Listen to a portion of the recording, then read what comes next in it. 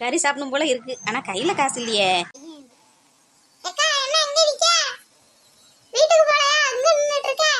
இந்த வீட்டுக்கு தான் போய்கிட்டு இருக்கேன். அப்படியா? சரி சரிக்கா, நான் போயிட்டு வரேன் உங்க வீட்டுக்கு. லீலா, சாப்பாடு ரெடி ஆயிட்டா? என்ன என்ன குழம்பு இன்னைக்கு? இன்னைக்கா கறி குழம்பு. இவ நம்ம இன்னும் கறியே எடுத்துட்டு வரலையே, இவ எப்படி கறி குழம்பு வச்சிருப்பா? என்னப்பா சாப்பாடு ரெடி ஆயிட்டா? வயிறு பசிக்கு. என்ன குழம்பா இன்னைக்கு? நீ கறி குழம்பா? நான் எடுத்துட்டு வரல பார்த்துக்கோ. எப்படி வா குழம்பு வச்சான்னு தெரியலையே.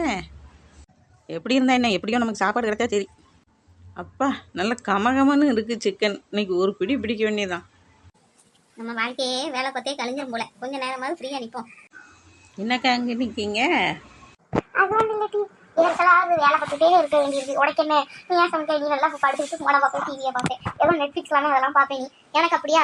அது ஏன் உனக்கு எல்லாத்துக்கும் நான் தான் சமைக்கணும். உனக்கு எல்லாம் மாமியா கறி பத்து ரூபா நீ ஃப்ரீயா இருக்கு. எனக்கு அப்படியா? ரொம்ப வேலை பார்த்து இடத்துலாம் வந்துச்சு, அதான் வெளியே வந்து நிற்கேன். வரும்போது நீ சேர்த்தி அம்மா, நம்ம ஸ்வீட்டு சமந்தாவை காணுமா? எங்க போச்சுன்னு தெரியலம்மா. என்னக்கா சொல்லுதான் அவன்? சமந்தாவா? அது யாரு? அது ஒன்றும் இல்லை, அது எங்கள் வீட்டு கோழி. கோழியா? சமந்தான் பேர் வச்சிருக்கியா? சரி, அங்க எங்க நிக்க போது, வாங்க போய் தேடுவோம்.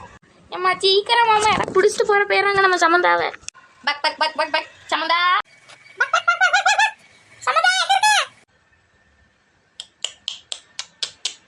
சமந்தா, பக் பக் பக் பக் பக் பக் பக் பக் பக் பக் பக் பக் பக்.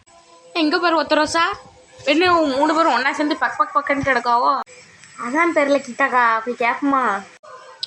ஏட்டி நெட்ட வேண்டி என்ன எல்லாரும் சேர்ந்து பக்க பக்கன்னு கிடக்கியோ? என்னாச்சு? என்ன பிரச்சனை? அது வேற ஒன்றும் இல்லைக்கா, நம்ம புஷ்பாக்கா வீட்டு கோழியை காணுமாக்கா. கோழியை காணுமா? சமந்தா சமந்தான்னு பக் பக் பக்கன்னு கட்டி கிடக்காவா? ஓ, அது பேர் சமந்தாவா? பேரை பத்தியா கிட்டா? சரி வாக்கா, நம்மளும் போய் தேடுவோம். சும்மா தானே நிற்காவா? எனக்கு என்னமோ அந்த முக்காடு காரி மேலே தான் சந்தேகமாக இருக்குது. காலையில் அவள் தான் அந்த வயக்காட்டு வழியாக போனான். என் கோழி எப்பவும் வயக்காட்டு சுற்றி தான் அலையும். அவள் தான் அந்த வயக்காட்டு வழியாக போனால் அவள் தான் எடுத்துருப்பான்னு நினைக்கலாம். இல்லை நான் முக்காடு காரி வீட்டுக்கு போவோம்.